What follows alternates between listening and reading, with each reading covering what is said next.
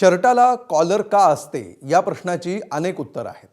थंडी आणि उन्हापासून मानेचं संरक्षण होण्यासाठी कॉलर असते असं काही जण सांगतात, तर काही जणांच्या मते कॉलरमुळे व्यक्तिमत्व अधिक उठावदार दिसतं. पण राजकारणामध्ये याच कॉलरचा वापर एकमेकांवर राग काढण्यासाठी कसा होतो याचं उदाहरण आज छत्रपती संभाजीनगरमध्ये दिसून आलं. निमित्त होतं पंचायत समिती सभापती पदाच्या निवडणुकीचं. नेमकं काय घडलं पाहूया या स्पेशल रिपोर्टमधून.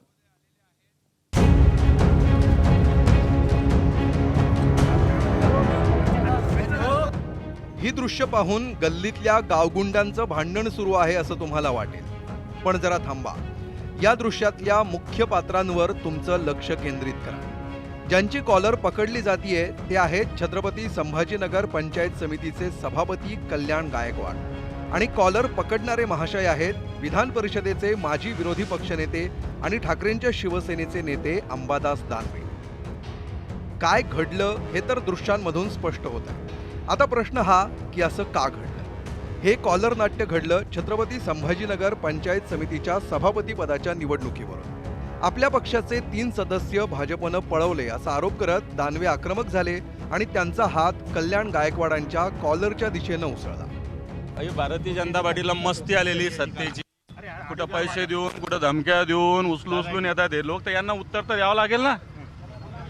म्हणून मी पकडला त्या उमेदवाराला, दिला काना खाली वाजून. कोणाची आहे तो? कोणाचा उमेदवार आहे? तो भाजपचा आहे. बरं, दिले त्याच्या कानाखाली. तुमचे काही सदस्य गायब आहेत. हा, मग म्हणूनच ना हे आमचे शिंदे गटाचे हे सगळे यांनी यांच्या ताब्यात ठेवले ना भाजपने. शिंदेमध्ये 2 गट झालेत. हो, झालेले. निवडणुकांच्या वेळेस ह्या भूमिका मान्य आपण करायला पाहिजे आणि शांततेने ही प्रक्रिया पूर्ण पडायला पाहिजे. पण आता त्यावेळेस त्यांनी जे कृत्य केलं ते म्हणजे एवढ्या मोठ्या व्यक्तींना ते अशोभनीय कृत्य आहे. त्याच्यावर आम्ही काही आता दानवेंच्या या उत्तरावरून संभाजीनगर पंचायत समितीचं गणित समजणं तसं अवघडच. त्यासाठी ग्राफिक्सची मदत घेऊन आकडेवारी समजून घेऊया. संभाजीनगर पंचायत समितीत एकूण सदस्य आहेत 20. यापैकी भाजपकडे 7 सदस्य, शिंदेंच्या शिवसेनेकडे 6 सदस्य, ठाकरेंच्या शिवसेनेकडे 4 सदस्य, काँग्रेसकडे 1 सदस्य, प्रहारकडे 1 सदस्य आणि 1 अपक्ष सदस्य. तर ठाकरेंच्या शिवसेनेकडे असणाऱ्या 4 सदस्यांपैकी 3 सदस्य भाजपनं फोडले असा आरोप अंबादास दानवेंनी केला. आणि याचीच तिडीक डोक्यात गेल्यामुळं ठाकरेंच्या शिवसेनेचे आणि भाजपचे कार्यकर्ते एकमेकांना भिडले.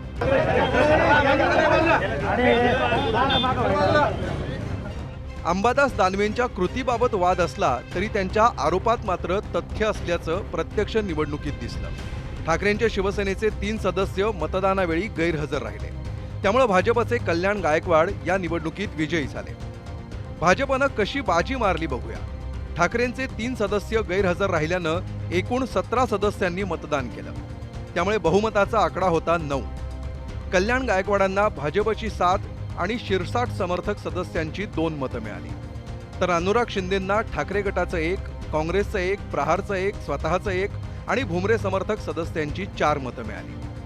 उपसभापती निवडणुकीत शिंदेंच्या शिवसेनेतच 2 गट झाले आणि एकाच पक्षाचे 2 उमेदवार रिंगणात उतरले. त्यापैकी शिरसाट समर्थक बाळासाहेब गाडेंना 10 मतं, तर भुमरे समर्थक बाबासाहेब राठोडांना 7 मतं मिळाली.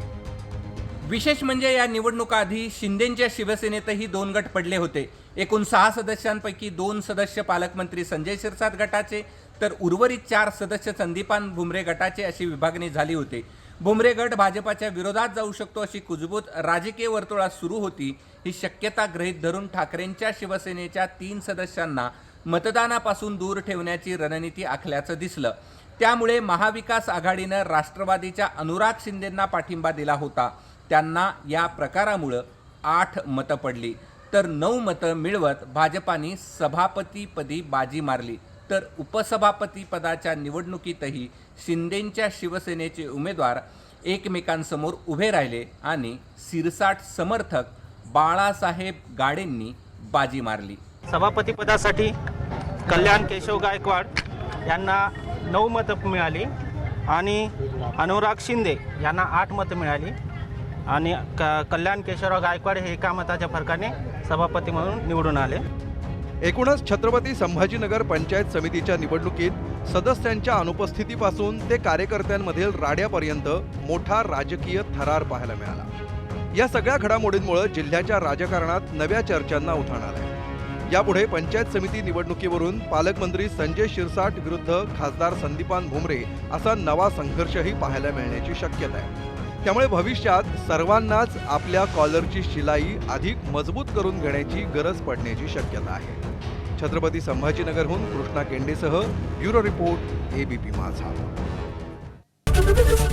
एबीपी माझा, उघडा डोळे बघा नीट.